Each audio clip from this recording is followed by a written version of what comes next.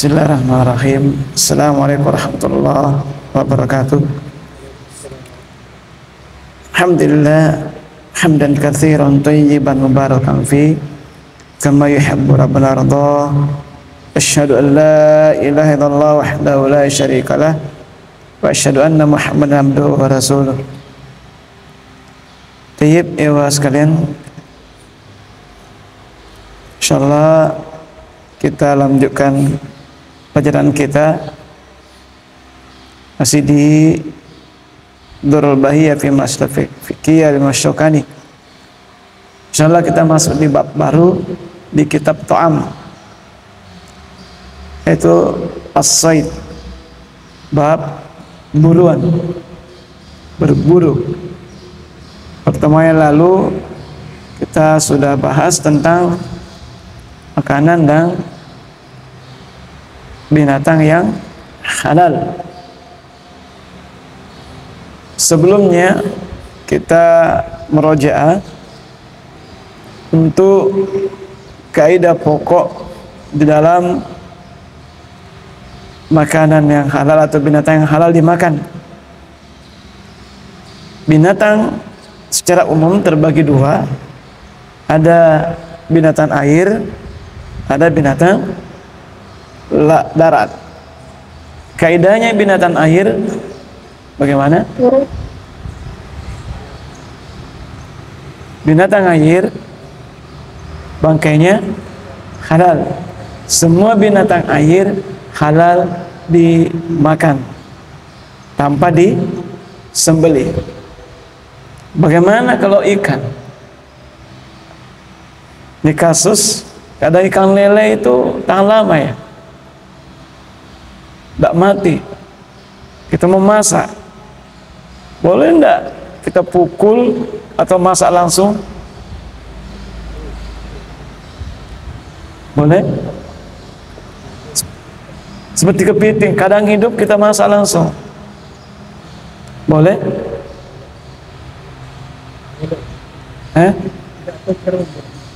Boleh? Mau cara membunuhnya, boleh dibunuh baru dimasak. Kayak ikan itu, pirik-pirik mupi inasu nih, iwaji ini. Yang mana? Ya? Iya, bangkainya saja halal. Entah cara bagaimana matinya tetap halal. Ya, itu kaidahnya binatang air.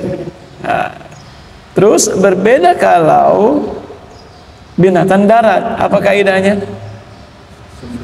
Sembelih. Harus sembelih. Jadi kaidahnya binatang darat, semua binatang darat itu yang halal boleh dimakan ketika disembelih. Yang binatang yang haram dimakan berdasarkan dengan nas, dalil yang ada. Dipahami ya? Terus kemarin ada pertanyaan masalah gajah. Gimana gajah? Halal tidak dulu? Dia masuk di binatang apa? Ini khilaf ulama. Ada yang mengatakan dia buas, ya, ada yang mengatakan tidak. Wallahu a'lam bishawab. Ada yang mengatakan bahwa gajah itu haram dimakan karena dia binatang berbahaya, buas. Ada yang mengatakan tidak. Wallahu a'lam bishawab. Ya, kalau ular jelas ya. Kenapa? Diperintah dibunuh. Kalau orang utang, taringnya dia pakai memangsa tidak?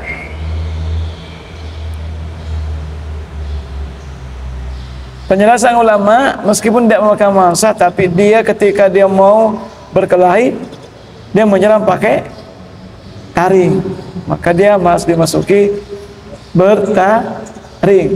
Allahu a'lam bishawab. Jadi antum memasukkan kaidah-kaidah di sini. Dia haram dari sisi apanya? Apa nas ada dalam Al-Quran, dalam hadis? Apakah dia bertaring atau bercakar, kuku tajam, atau diperintah dibunuh, atau dilarang bunuh. Ini binatang yang haram. Selebihnya halal. Cacing masuk di mana? Menjijikkan. Tuh, khabais. Dan juga mau disembelih bagaimana? Ya. Siput, ada dua siput. Ada siput air dan siput darat. Siput darat hukumnya khabais, menjijikkan. Mau juga disembelih, bagaimana cara menyembelih? Kecuali ada hewan darat tidak disembelih, yaitu belalang dan turunannya. Ya, antum pernah makan belalang dibakar? Pernah, enak, gurih. Ya, terus kalau kupu-kupu, larong, larong turunannya, ulat, maka khabais ya, khabais, masuk khabais. Allah alam bisawab. Ya, ulat, larong, asal itu aneh-aneh. Ya, kalau khabais, Allah alam bisawab. Jadi intinya binatang darat antum bisa kiaskan ke hukum-hukum yang sudah ada. Satu, entah nas dari Al-Quran, sudah jelas haramnya. Yang kedua, bertaring. Ketiga, cakar. Empat, perintah dibunuh. Lima, dari bunuh. Enam, menjijikkan. Ya, di luar nas dari Al-Quran, dari bangka dan seterusnya. Ya Allah alam bisawab. Ini keadaannya untuk binatang darat aman ya. Insyaallah kita masuk di bab berburu. Kita baca dulu. Qala muallif rahimahullah, babu as-saidi, bab buruan. Ini as-said itu masdar buruan. Ya, dari fi'il fa'ala yaf'alu fa'lan. Ya. Masida bisilahi al-jarihi. Ya. Binatang beruang itu harus dengan alat yang bisa melukai. Senjata yang bisa melukai. Ya, nanti pada penjelasan.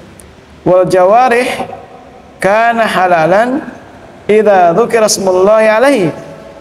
Dan ketika buruan itu alat untuk berburu, ketika dilepaskan harus membaca basmalah. Ya, wa masida bi ghairi dzalik, dan binatang buruan selain tersebut fala budda minat tazkiyah, haruslah disembelih. Artinya apa? Ketika kita berburu, kita tembak atau kita tombak sampai berdarah, tapi belum meninggal, belum mati, maka kita sembelih. Masih ya? Nah, baik. Di sini ada beberapa poin yang harus kita pahami. Yang pertama, apa pengertian berburu? Terkadang ada binatang yang tidak bisa kita sembelih secara normal. Pahami? Karena apa? Karena saking liarnya. Ya, tidak bisa kita sembelih, tidak bisa ditangkap. Maka dengan cara diburu. Artinya ini nanti ada jenis binatang yang diburu, syaratnya apa? Binatang liar, bukan jinak. Nah, sebelumnya,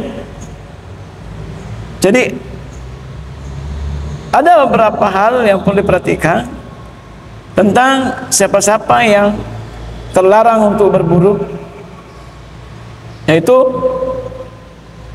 orang yang sedang ihram. Haram hukumnya berburu. Dan buruan di tanah haram, nggak boleh berburu di situ.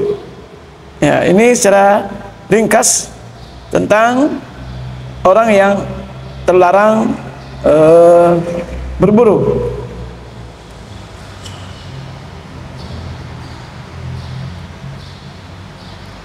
Jadi hukum asal buruan itu boleh, halal saja. Namun di sini ada beberapa poin yang harus diperhatikan. Imam Asy-Syaukani menempatkan pertama itu tentang syarat-syarat berburu, termasuk alat yang dipakai berburu. Ya, syarat berburu terkait itu dari orang yang berburu juga, hewan yang diburu dan alatnya. Dan ini kita akan bahas secara ringkas.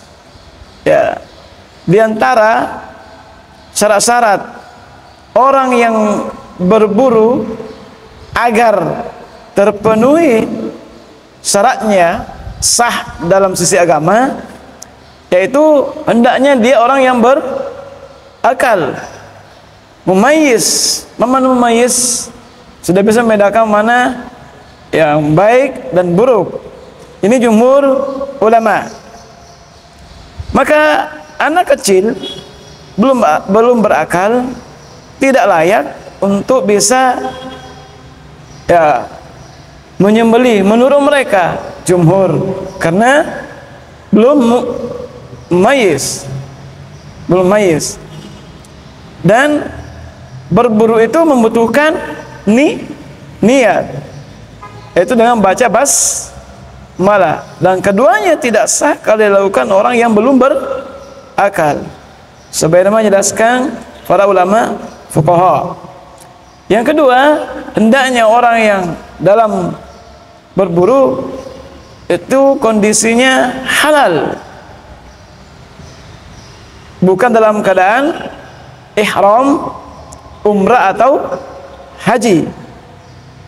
Ya, ketika dia berburu, maka hasil buruannya tidak bisa dimakan. Terus hendaknya orang yang berburu itu orang dihalalkan sembelihnya, yaitu orang Islam atau ahli kitab. Maka tidak halal buruan orang selain mereka. Ya. Baik. Selanjutnya, orang yang berburu harus mengucapkan basmalah ketika melepaskan hewan buruannya, atau ketika memanah, atau ketika menembak. Ini jumhur ulama. Maka disyariatkan bagi orang yang berburu meniatkan ketika melepas hewan buruannya, ya, dengan membaca basmalah. Terus yang kedua, poin penting untuk yang kedua ini tentang apa yang diserahkan terhadap hewan yang diburu.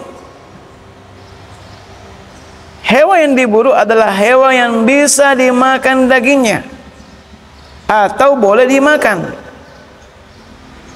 Ini kaitannya menurut semua ahli fuqaha, berburu dalam rangka untuk dikonsumsi.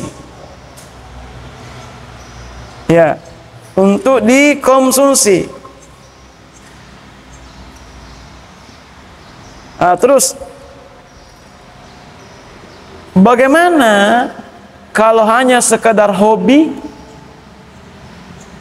bukan untuk dikonsumsi, atau sekadar mainan dan seterusnya, boleh tidak? Tidak boleh. Banyak sekadar hobi, tembak sana tembak sini tanpa diambil dikonsumsi, kan tidak boleh, hukumnya haram.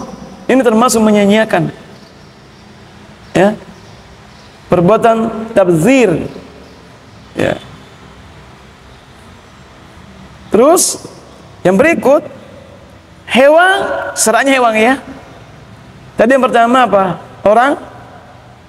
Orangnya. Yang kedua, hewannya. Hewan yang diburu adalah termasuk hewan yang liar, bukan jina, atau bukan dalam kandangnya. Ya. Artinya hewan liar dari asal penciptaannya tidak mungkin mengambilnya kecuali dengan diburu. Ya, kalau binatang, kalau ada ayam kita tembak, ucapkan basmalah, ada ayamnya orang tembak di hutan atau di sawah, tembak ayamnya orang, tidak boleh karena dia Cina, ada yang punya, ya, ada yang punya, tidak boleh. Artinya hewan Cina itu ada yang memilikinya, dia dikandangkan oleh pemiliknya, maka tidak halal diburu. Ya. Terus kalau ada hewan kita buru, lepas kakinya satu, lepas anggota tubuhnya satu, sementara hewan aslinya induknya masih dalam kondisi hidup, maka anggota badan dari hewan tersebut dihukumi bangkai. Ya, dihukumi bangkai. Dalam hadis Rasulullah SAW, ma quti'a minal bahima, ya, wa hiya hayya fahiya maitah. Apa yang terputus dari hewan sementara hewannya masih hidup, maka termasuk bangkai. Ya. Ini yang ketiga, syarat alat berburu. Alat berburu ada dua, yaitu alat yang keras, benda mati yang bisa mematikan, atau adalah hewan atau dari hidup. Kita yang pertama adalah alat keras yang bisa mematikan. Syarat utamanya harus seperti ketika alat untuk sembelihan, harus tajam dan bisa melukai. Kalau tumpul tidak bisa. Contoh, antum berburu, tapi antum lempar pakai batu, mati. Bagaimana burung tersebut? Kenapa? Ya, karena batu tidak melukai, tidak mengeluarkan darah. Itu syaratnya alat berburu itu harus melukai. Makanya saya mengatakan masih ada bisilahi, ya, al-jarih adalah yang dipakai alat berburu, adalah senjata berburu itu adalah apa? Yang bisa melukai, menimbulkan darah. Kalau hanya sampai memar atau bagaimana, itu tidak masuk. Dipahami? Sekarang bagaimana ketapel? Pape, bismillah, tembak burung. Sama aja batu. Makanya ada dalil tentang larangan memakai ketapel. Sama batu, tidak boleh pakai berburu. Syarat utama adalah harus tajam, melukai, dapat memotong atau merobek daging. Ya, maka kalau tidak seperti itu, maka tidak sah untuk jadikan alat berburu. Bagaimana panah? Bisa tidak menembuskan? Panah. Senjata, senapan, ya, senapan. Jumhur ya mengatakan meskipun di zaman dulu tidak ada senjata, tapi itu bisa dihukumi ya melukai, bahkan menembus. Ya. Jumhur mengatakan itu masuk. Wallahu alam bisawab. Yang ini harus mengenai binatang buruan tersebut. Ya. Artinya apa? Ketika dia kena, meyakinkan bahwa binatang itu mati karena lukanya. Nah, kalau tidak, maka tidak dihalalkan memakannya. Contoh, kita panah, ternyata bukan anak panah yang kena, tapi gagang panahnya yang kena. Kita pukul, gimana kira-kira? Mati binatang tersebut. Gimana? Tidak bisa, tidak halal. Karena itu tumpul, tidak melukai. Jelas ini? Syarat utamanya sama seperti ketika menyembelih hewan, harus melukai, menimbulkan darah. Ya.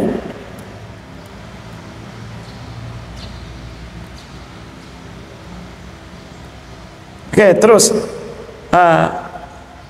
kedua, ini ada permasalahan, apakah boleh berburu dengan memakai panah beracun?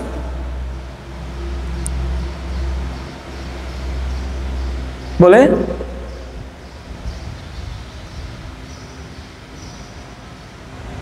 Boleh? Ya? Boleh? Seperti apa hukumnya meracuni ikan pakai strom? Apa? Hah? Boleh? Ini kembali pergi berburu ikan. Ya? Boleh? Kembali ke larangan. Pemerintah melarang enggak? Hah? Pemerintah melarang tidak? Akan mengancam ekosistem ikan. Ya kalau begitu ya nggak boleh. Jangan. Masih ada cara-cara yang lain yang tidak merusak. Ya.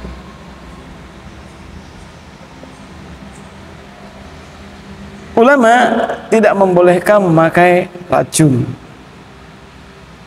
Tidak. Yang bau ikan bagaimana? Bau ikan merusak ekosistem. Ya, terus yang kedua, untuk syarat hewan, perhatikan hewan ini ketat. Jadi untuk tadi senjata harus mematikan, bukan yang tumpul, harus melukai. Ya, meskipun besi keras tapi tumpul tidak bisa.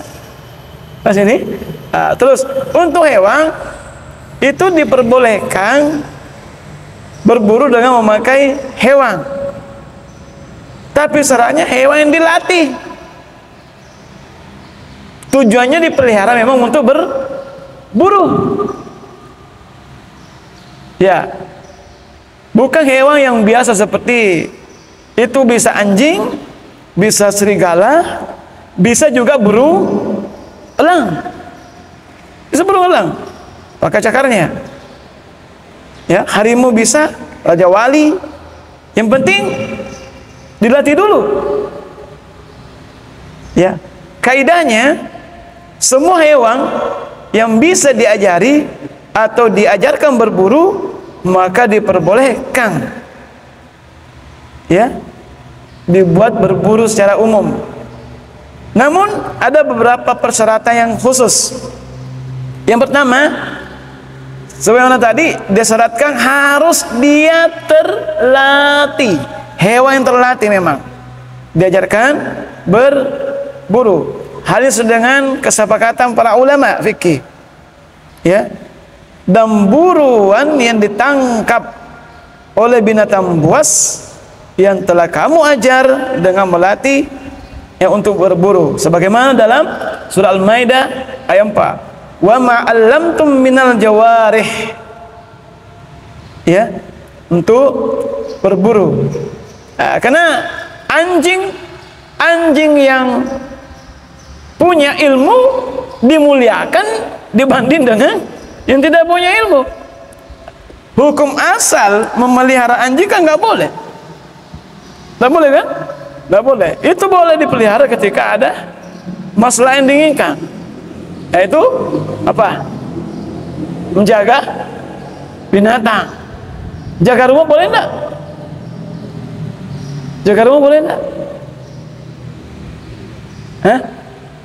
Jaga rumah boleh enggak? Bagaimana kalau binatang tak di rumah? Dia bawa ke dalam rumah.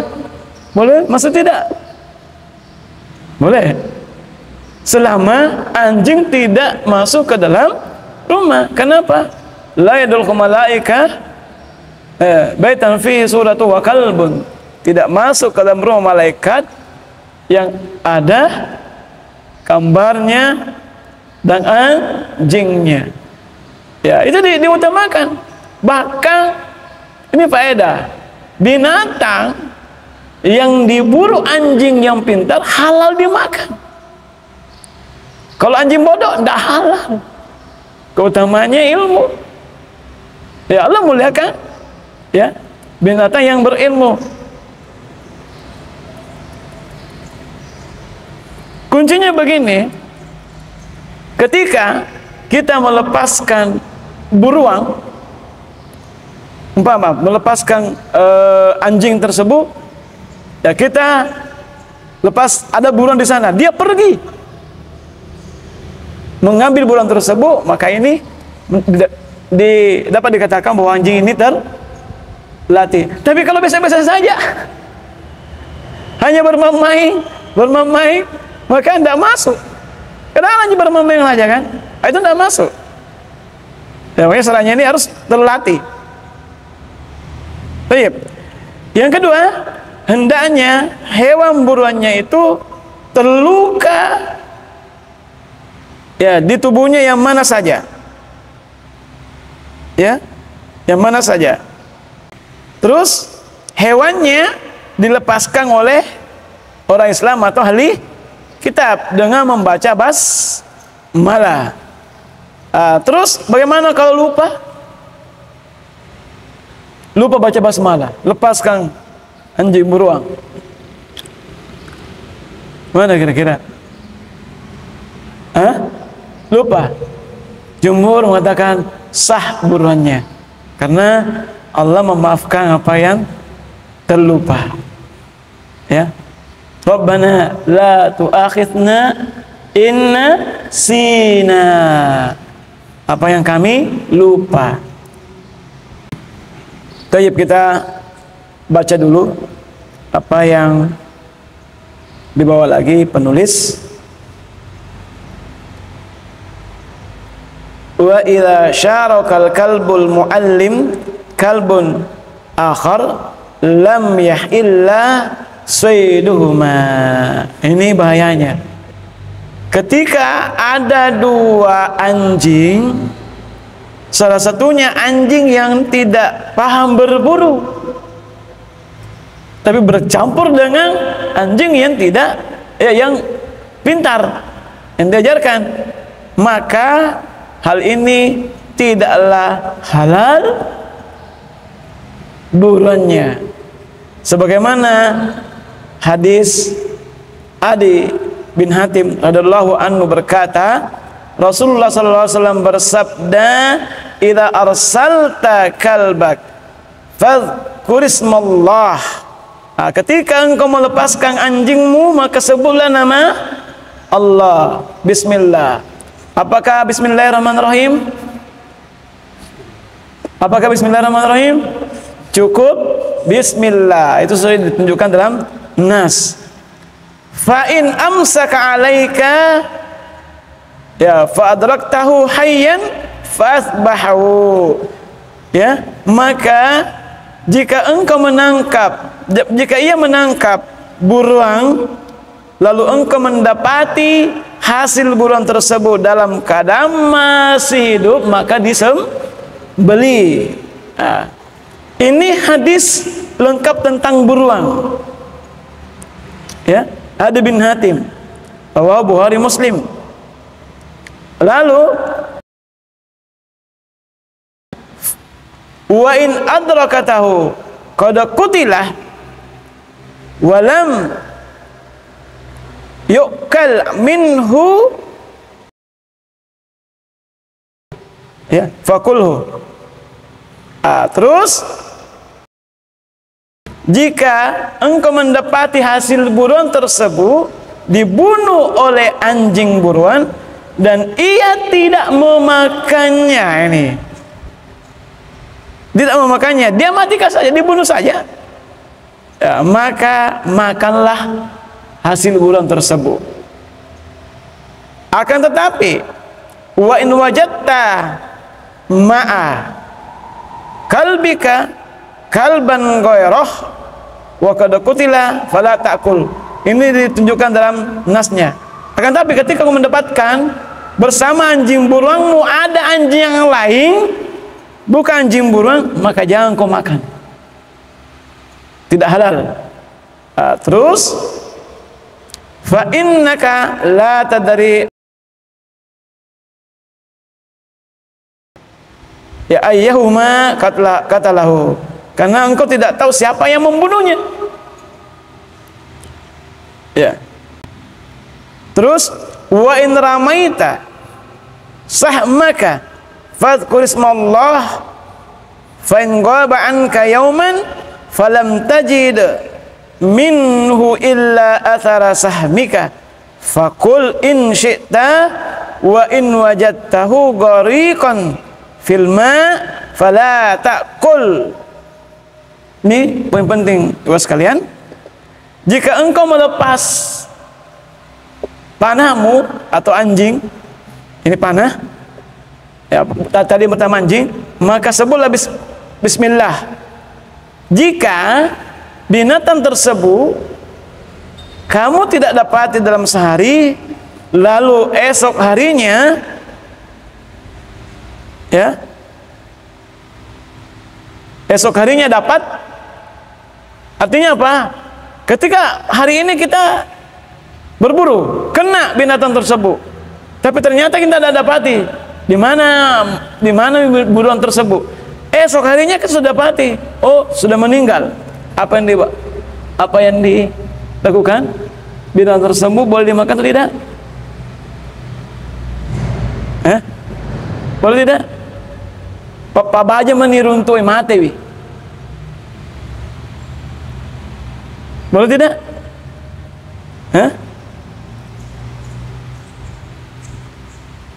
Boleh, selama dia bukan di air.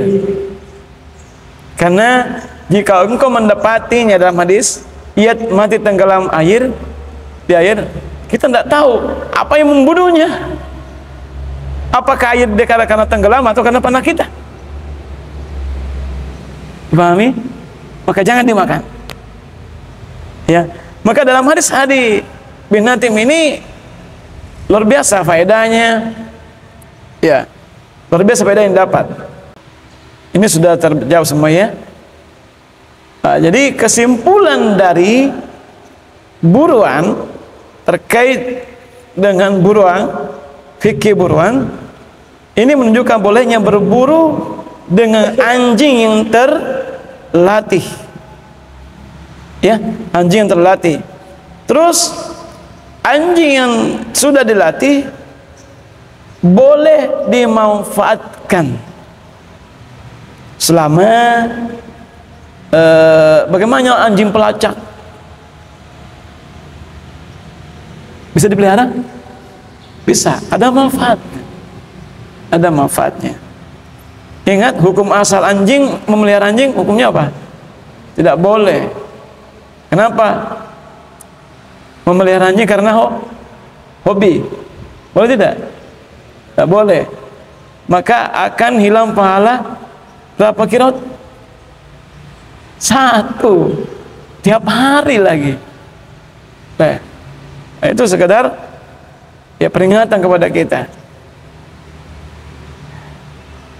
Ini anjing apa yang dimasuk? Warnanya boleh sama atau hitam atau warna apa yang lain? Tidak ada bedanya warna. Ya, tidak ada beda warna. Karena tidak ada dalil menjelaskan. Ya.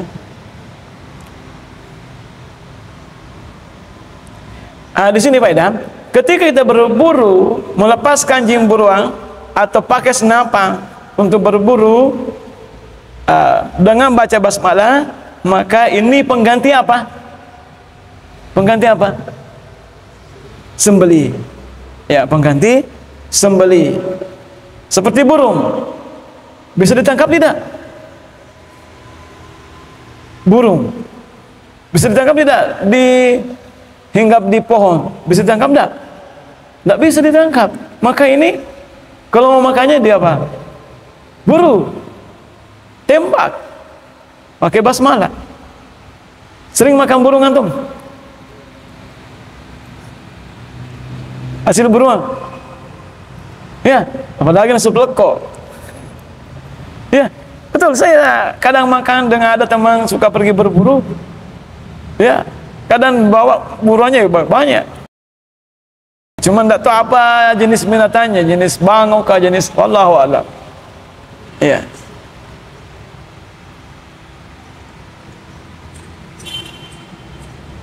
Jadi posisi binatang buruan dan alat buruan ketika melepaskan dan baca basmalah itu pengganti apa? Sembelian. Karena kaidah dasarnya binatang darat kalau mau dimakan harus sembeli. Tapi ada pengecualian. Ada binatang yang tidak bisa disembeli dengan normal. Binatangnya yang liar. Maka inilah yang diburu. Allah alam bisawab.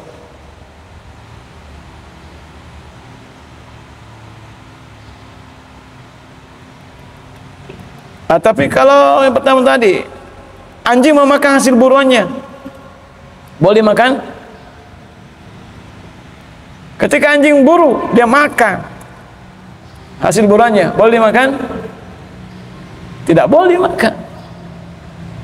Ya, tidak boleh makan. Ya, tidak bisa dimakan karena dia untuk dirinya. Pahami? Nah, terus bagaimana memburu babi? Apa gunanya memburu babi? Boleh. Karena apa? Merusak tanaman. Tapi yang nggak boleh dimakan. Nggak boleh dimakan. Cukup makanannya anjing. Tidak perlu sebut bismillah ketika berburu. Kecuali berburu binatang yang halal, intinya di sini binatang halal dia makan, itu sah.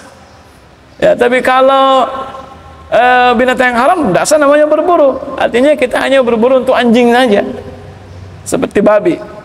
Ya.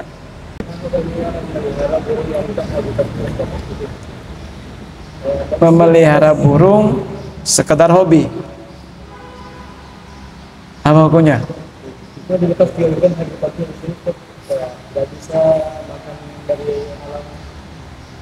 Hukum asal memelihara boleh selama ya dipenuhi makanannya, tidak disiksa. Tapi anaknya burung dalam sangkar mau bebas, tersiksa hidupnya kodok. Ya, kecuali antum latih burungnya biar tidak disangkar, pasti kembali, ya itu lebih bagus lagi. Ya, cuma gunanya sangkar ini untuk pelindung ya, dari kucing atau bagaimana, wallahu a'lam bishawab. Tapi selama antum memenuhi haknya, dia malu hidup kan, dipenuhi haknya ya, hari insyaallah. Tapi antum memelihara untuk menyanyikannya dosa. Ternak boleh. Iya, tersiksa itu. Harus ada jantan dan betinanya, tersiksa itu binatang. Ya, jadi artinya bisa dipenuhi hak-haknya, dia akan malu hidup. Kalau dia bebas di alam kan dia bisa terpenuhi. Kalau kita disangkar, wah, tidak bebas dia. Selama bisa dipenuhi, insya Allah, tidak menzolimi hewan. Kalau menzolimi maka kita berbuat zolim. Artinya selama kita bisa tidak zolim pada yang boleh saja, insya Allah. Jadi inti di sini was kalian, ketika ya antum pergi berburu di hutan, bawa senapang, ada ayam hutang. Bisa diburu tidak? Bisa ayam hutang. Tidak ada yang punya. Liar. Untuk ditangkap pun susah. Karena dia ya liar, bukan jinak. Boleh tembak, mati, halal. Halal. Atau binatang-binatang yang halal lainnya. Boleh. Cuma jangan di kebunnya orang. Jangan di kebunnya orang. Kalau di kebunnya orang kan ada yang punya. Saya dari hutang tembak, mati, ambil pulang. Tidak bisa karena dia ada yang punya. Itu jinak. Artinya tidak di kandang, bebas di alam. Ya, ini syaratnya berburu. Kalau yang punya ya tidak bisa. Ada kuda liar, sapi liar, itu kan ada punya. Susah untuk menangkapnya. Ya, banyak, masih banyak. Tapi sekarang kayaknya tidak ada yang berburu gitu ya. Tidak ada, cukup pergi beli. Diburu itu ayam kan biasa ada orang restriksi lepas di tempat-tempat keramat. Sebagai tumbalnya. Ya, asalnya jangan di oke, tayyib. Nah, terkait makanan yang halal kita sudah pelajari kan? Nah, apa hukum ayam ini ketika dilepaskan untuk pohon tersebut? Ayo, antum sudah bisa. Hukum asalnya apa? Coba. Hukum asalnya apa? Hah? Hukum asalnya apa? Hah? Apa? Apa? Iya, hukum asal hewannya gimana? Halal. Apa yang mengharamkan dia? Hah? Tergantung orangnya toh, bukan ayamnya. Berarti hukum asalnya apa? Ya antum bisa kiaskan dengan ilmu-ilmu itu sudah didapati. Antum mengharamkan haram dari sisi apanya? Yuk, haram dari sisi kan ada disembelih juga. Yang haram itu ketika disembelih selain nama Allah. Kata hukumnya haram memakan. Tapi ketika ayamnya hidup, apa ya? Halal enggak? Halal. Ketika antum sembelih, yuk, ketika antum sembelih, halal enggak? Ucapkan basmalah. Yang haram itu adalah sembelihan untuk berhala. Nah, sini dipahami?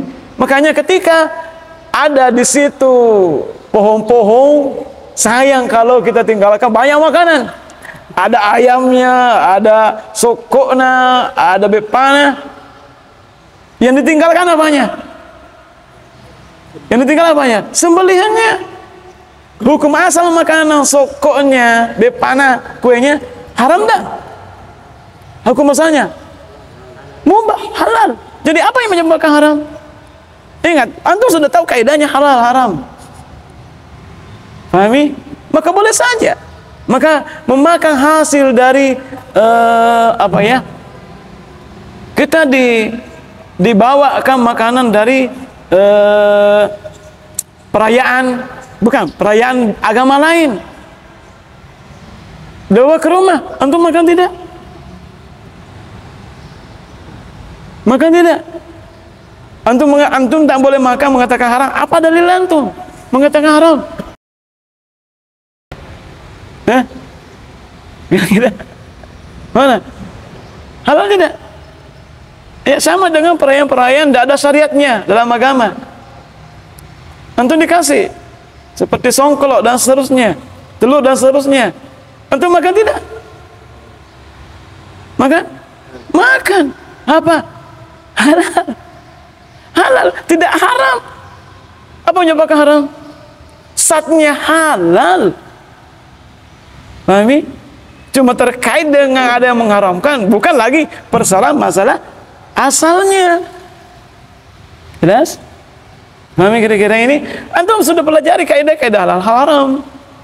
Haram karena nas dari Al-Qur'annya, makanya halal itu tidak ada batasnya.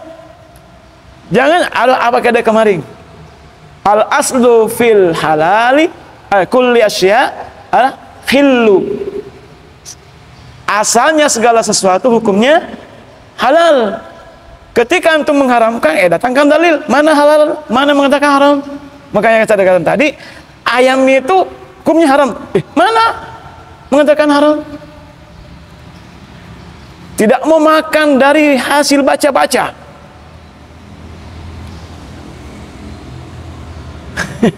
Haram.